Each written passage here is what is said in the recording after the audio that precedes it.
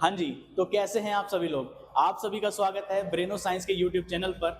आज हम लोग जो स्टार्ट करने जा रहे हैं वो है हमारा topic electric field due to an electric dipole on its axial position. बच्चों ये फिजिक्स का हमारा एक बहुत ही इंपॉर्टेंट एक डेरिवेशन है, इसको आज हम लोग करने जा रहे हैं। इसको समझने से पहले हमें 2-3 शब्दों को समझना पड़ेगा। अगर आपको नहीं पता तो फटाफट से सीख लीजिए। तो सबसे पहली चीज यहाँ पे हम जान रहे हैं इलेक्ट्रिक फील्ड कैलकुलेट करेंगे। तो बच्चों इलेक्ट्रिक फील्ड क्या होता है इसके बारे में जान लेते हैं।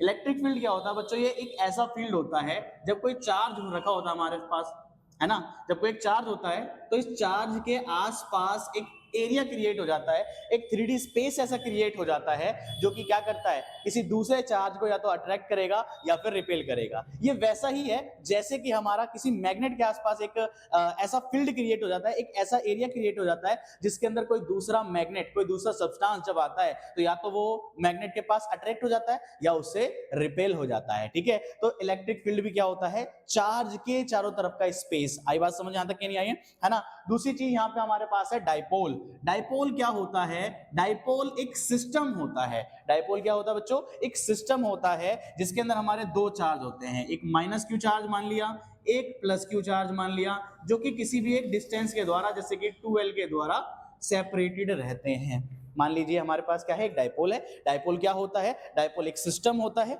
जिसके अंदर दो चार्जेस होते हैं, एक प्लस क्यू चार्ज और एक माइनस क्यू चार्ज। कोई भी दो चार्ज हो सकते हैं प्लस और माइनस वाले, इसको डाइपोल कहा जाता है।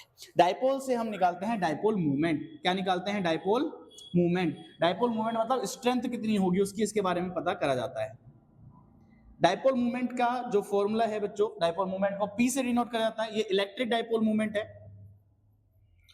इलेक्ट्रिक डाइपोल मोमेंट की बात करें तो P इज इक्वल टू, कोई भी एक चार्ज ले लीजिए, उसका मैग्नीट्यूड रख लेंगे। जैसे मान लीजिए मैंने कोई भी चार्ज लिया, दोनों का मैग्नीट्यूड सेम है, तो हमने यहाँ पे रख लिया Q, और उनके बीच का डिस्टेंस जो कि है 2L, तो Q इंटू 2L हमारा डाइपोल मोमेंट का फॉर्मूला बन जाता है। क्लियर है बच्चों बात यहाँ तक की नहीं है? चलिए अब हम लोग इसको स्टार्ट कर सकते हैं। तो फटाफट से हम लोग स्टार्ट करेंगे। इसको आप लोग कहीं साइड में लिख सकते हैं। स्टार्ट करते हैं हम लोग फटाफट से।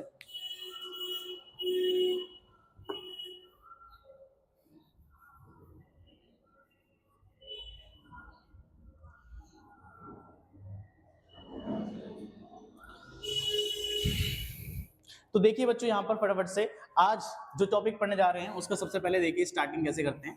तो यहाँ पे हम लोग सबसे पहले एक डाइपोल को इमेजिन कर लेते हैं। एक डाइपोल है हमारे पास बच्चों जो कि minus Q and plus Q charge से मिलकर बना हुआ है।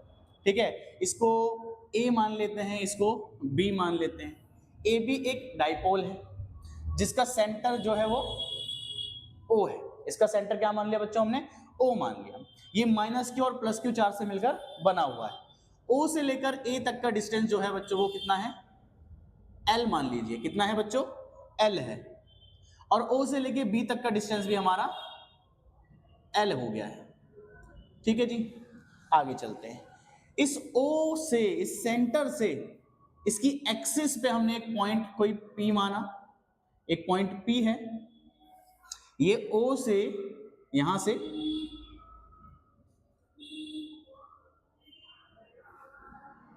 कुछ आर डिस्टेंस पर है। कितने डिस्टेंस पर है बच्चों? आर डिस्टेंस पर है। ये ओ से लेकर एक एक्सिस स्पेस के एक पॉइंट पी है। ठीक है, कितना डिस्टेंस है इसका? आर है। अब बच्चों हमें इस ही पॉइंट पर, इस पॉइंट पे, एक्सियल पॉइंट पर कितना इलेक्ट्रिक फील्ड हो इसके बारे में जानकारी प्राप्त करनी है। कैसे यहाँ पे कितना इलेक्ट्रिक फील्ड होगा इसका पता लगाना है। तो देखते हैं जरा। तो बच्चों आप लोगों को एक बात याद रखनी है, जो माइनस क्यू चार्ज है, माइनस क्यू चार्ज से जो इलेक्ट्रिक फील्ड बनता है वो उसके सेंटर की तरफ, उसकी डायरेक्शन में बनता है, और प्लस क्यू चार्ज से जो इलेक्ट्रिक फील्ड बनता है वो अपोजिट डायरेक्शन में बनता है। तो फटाफट से अगर हम ध्यान दें तो यहाँ पर माइनस क्यू चार्ज से इलेक्ट्रिक फील्ड जो बनेगा वो इस तरफ होगा, जिसको हम लोग ई ए मान सकते हैं। कितना मान सकते हैं बच्चों? ई ए मान सकते हैं। और जो प्लस क्यू चार्ज है इसकी वजह से जो इलेक्ट्रिक फील्ड होगा वो कुछ ई बी होगा इस डायरेक्शन में। तो हमें इस पॉइंट पर ई नेट कैलकुलेट करना है। क्या कैलकुलेट करना है बच्चों? E net. पी पॉइंट पर कितना इलेक्ट्रिक फील्ड होगा टोटल, उसके बारे में बात करनी है। ठीक है, तो चलिए फटाफट से इसको सॉल्व करते हैं। ठीक है, इलेक्ट्रिक फील्ड का फॉर्मूला क्या होता है बेटा जी? इलेक्ट्रिक फील्ड का फॉर्मूला होता है ई बराबर के क्यू बटे डिस्टेंस जो भी है चार्जेस के बीच का, उसका स्क्वायर। के क्यू बाय डी स्क्वायर। ठीक है, तो इसके अंदर हमें अब फटाफट से प्रोसीड करते हैं। इलेक्ट्रिक फील्ड क्या होती है, एक वेक्टर क्वांटिटी होती है, तो इसमें डायरेक्शन भी मैटर करती है। याद रखिएगा, इसमें डायरेक्शन भी क्या होती है, मैटर करती है। ध्यान से देखिए, तो यहाँ पे अगर हम लोग ई नेट निकालते हैं तो ई नेट निकालने के लिए हम दोनों को ऐड कर देते हैं, ई ए प्लस ई बी। बच्चों लेकिन आप लोगों को क्या ध्यान रखना है, ये एक वेक्टर क्वांटिटी है, वेक्टर क्वांटिटी है, और प्लस क्यू चार्ज की वजह से लगने वाला इलेक्ट्रिक फील्ड जो होगा वो हमारा ज्यादा होगा, तो इसलिए ई बी वाला जो इलेक्ट्रिक फील्ड है वो ज्यादा है, और जो ई ए है वो अपोजिट डायरेक्शन में है, तो इसलिए क्या हो जाएगा बच्चे, माइनस कर देंगे ई ए को। बात समझ आ रही है यहाँ तक कि नहीं आ रही? अब देखिए फटाफट से यहाँ पे हम लोग इसकी वैल्यूज को पुट कर देते हैं। तो EB की जगह पे हमारा क्या आएगा, EB की जगह पे हमारा यहाँ पे आ जाएगा, E की जगह पे K Q अपॉन में EB कौन सा है, प्लस Q चार्ज के द्वारा। ठीक है, यहां से लेके यहां तक का डिस्टेंस कितना होगा, हम लोग यहाँ पे देख पा रहे हैं कि हमें क्या निकालना है, BP का डिस्टेंस निकालना है। कितना निकालना है, BP का डिस्टेंस निकालना है।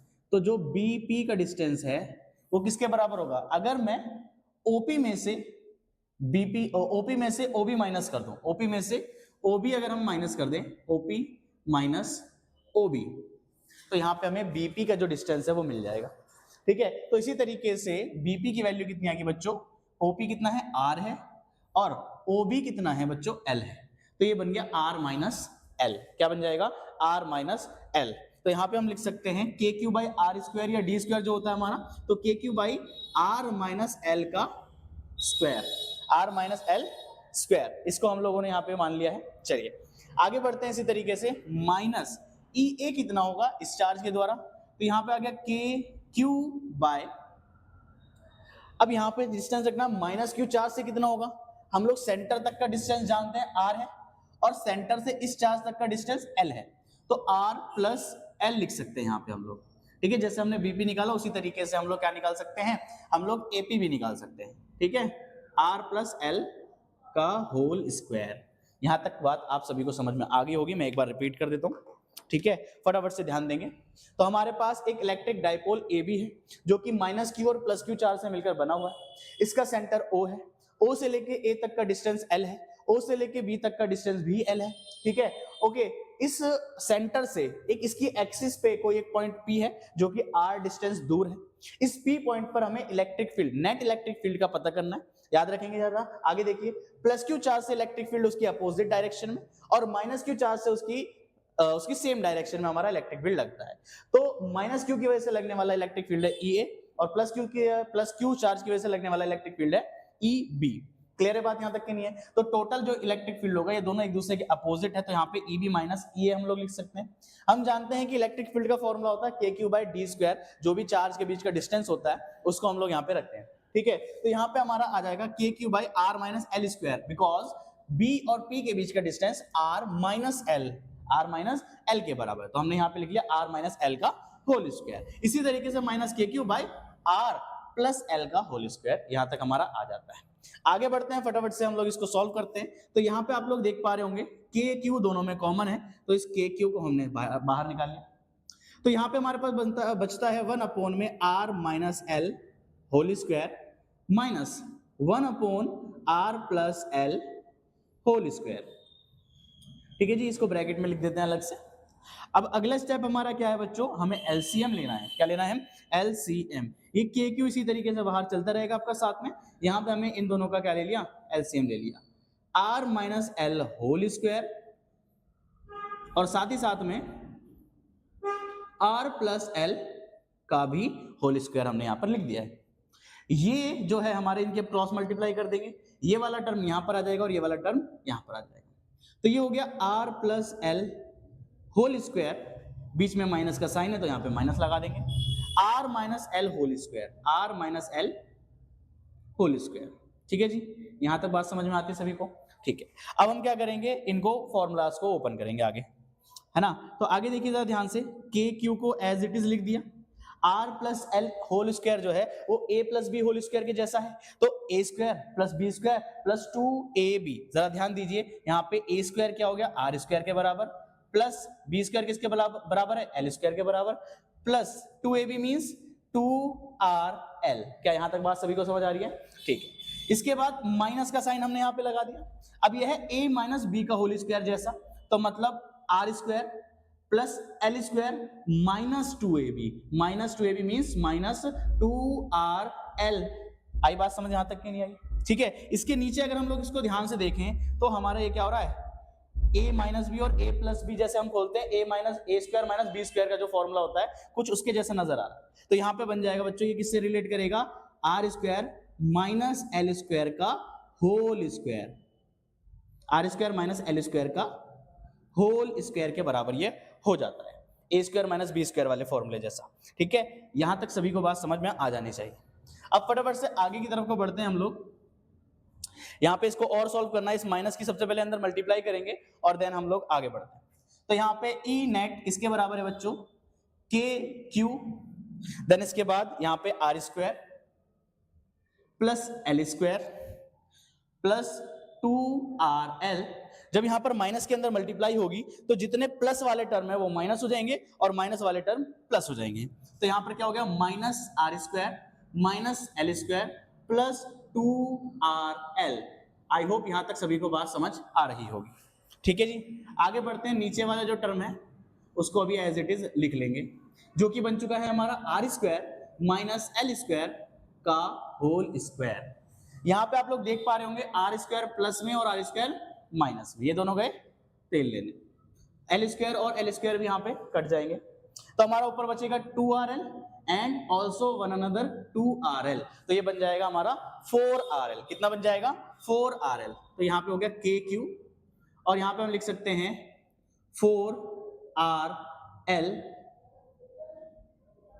Upon r square minus L square का होल स्क्वायर। यहां पे अगर आप लोग गौर करें, एक बात को ध्यान दें, तो ये जो पॉइंट चार्जेस हैं इनके बीच का डिस्टेंस जो है वो बहुत ही ज्यादा छोटा है। ठीक है, बहुत ही ज्यादा क्या है, छोटा है। तो इसीलिए हम कह सकते हैं कि जो एल है is very very very less than r. ये जो डिस्टेंस है जिस पॉइंट पे हम लोग निकाल रहे हैं उससे चार्जेस के बीच का जो डिस्टेंस है वो बहुत ही ज्यादा छोटा है। तो l is very very less than r. तो यहां पर एल क्या हो जाएगा बच्चों, नेग्लिजिबल हो जाएगा। क्या हो जाएगा, नेग्लिजिबल हो जाएगा। नेग्लिजिबल हो जाने के कारण यहां पे लगभग हम इसको जीरो मान सकते हैं। तो यहां पे हम लोग क्या लिख सकते हैं, E net is equal to k q 4, कैसे भी लिख सकते हैं, के q 4rl upon r square का होल स्क्वायर। ठीक है जी, यहां तक बात आई, समझ के नहीं आई, हमने एल को नेग्लिजिबल मान के उसको हटा दिया यहां से। ठीक है, आगे देखिए।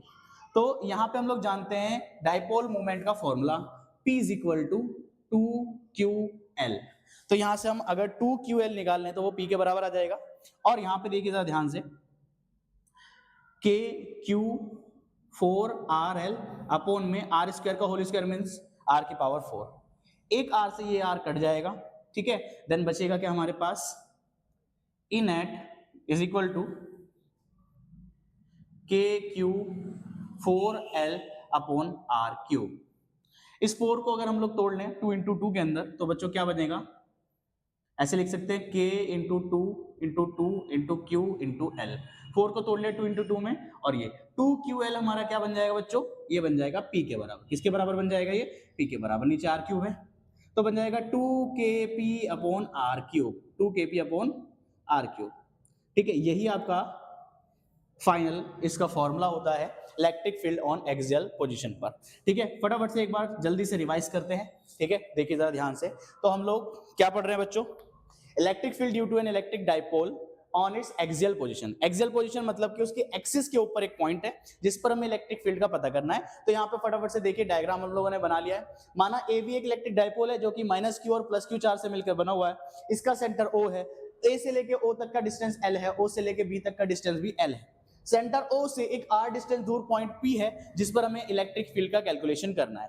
प्लस क्यू चार्ज की वजह से इसके ऊपर EB हमारा इलेक्ट्रिक फील्ड बनता है और माइनस क्यू चार्ज की वजह से इसके ऊपर EA इलेक्ट्रिक फील्ड बनता है। माइनस क्यू चार्ज से उसकी तरफ इलेक्ट्रिक फील्ड बनेगा और प्लस क्यू चार्ज से उससे अपोजिट इलेक्ट्रिक फील्ड बनता है। अब हमें इस P पॉइंट में नेट इलेक्ट्रिक फील्ड निकालना है, तो हम लोगों ने निकाल लिया बेटा EA प्लस EB, ऐड कर देते हैं इसको। ठीक है, डायरेक्शन अपोजिट है तो EB माइनस EA कर देंगे। ठीक है, EB की वैल्यू हो गई KQ अपॉन में R माइनस L का whole square minus k Q upon में आर प्लस एल का होल स्क्वायर। ये डिस्टेंस यहाँ से यहाँ तक का प्लस क्यू 4 से लेके पी तक का और माइनस क्यू 4 से लेके पी तक का डिस्टेंस। तो यहाँ तक का डिस्टेंस हो गया r minus l whole square और यहाँ से लेके यहाँ तक का डिस्टेंस हो गया are plus L whole square. ठीक है, आगे इसको हमने सॉल्व कर लिया है, इन दोनों का एलसीएम लिया, क्रॉस मल्टीप्लाई करी तो हमारे पास ये वैल्यू आ गई। इसके बाद हम लोगों ने इनकी वैल्यूज को ओपन कर लिया है, फॉर्मूला लगा के खोल लिया है। ठीक है, तो यहाँ पे हमारे पास इस तरीके से हमने सब्स्टिट्यूट कर लिया, r plus L whole square बन गया r square plus l square plus 2rl minus r minus l whole square बन गया r square plus l square minus 2rl। इस माइनस के अंदर मल्टीप्लाई करेंगे तो बन जाएगा r square plus l square plus 2rl minus r square minus L square plus 2rl। यहाँ पे माइनस और प्लस आर स्क्वायर कट जाएंगे, plus l square minus L square भी कट जाएगा, 2rl and 2rl will become 4rl और नीचे है r square minus L square का होल स्क्वायर। तो इसको हमने एज इट इज यहाँ पर लिख लिया। तो यहाँ पे हम जानते हैं कि जो एल है, जो डिस्टेंस है इनके बीच का, वो बहुत ही ज्यादा छोटा है एज कंपेयर टू जिस पॉइंट पर हम लोग कैलकुलेशन कर रहे हैं। तो इसलिए एल जो होगा वो नेग्लिजिबल हो जाएगा और नेग्लिजिबल होने की वजह से हम यहाँ पे इसको हटा सकते हैं। तो आर स्क्वायर माइनस जीरो का स्क्वायर कुछ नहीं रहेगा, यहाँ पे जीरो से घटाएंगे तो बच्चों वही बचेगा, आर स्क्वायर ही बचेगा। तो बचा आर स्क्वायर का होल स्क्वायर। आर स्क्वायर का होल स्क्वायर जब होता है, पावर की पावर जब होती है तो वो मल्टीप्लाई हो जाती है, तो ये बन गई हमारी आर की पावर 4। ऊपर वाला आर और एक नीचे वाला आर को हमने यहाँ से काट दिया है, तो बचा है के क्यू 4l अपॉन में आर क्यूब। हम डाइपोल मोमेंट के फॉर्मूला से जानते हैं P is equal to 2ql या Q इंटू 2l, मतलब क्या है, चार्ज और उनके बीच का जो डिस्टेंस होता है उसको हम लोग क्या बोल सकते हैं, P डाइपोल मोमेंट बोल सकते हैं। ठीक है, तो यहाँ पे हमने इसको सब्स्टिट्यूट कर दिया, 2ql वैल्यू को यहाँ पे P लिख दिया तो बन जाता है 2kp अपॉन आर क्यूब। तो बच्चों ये पूरा डेरिवेशन है, आपके एग्जाम में 5 नंबर में आता है। आई होप आप सभी को समझ में आया होगा और कोई भी अगर डाउट होता है तो आप लोग कमेंट सेक्शन में पूछ सकते हैं। चलिए मिलते हैं नेक्स्ट क्लास में।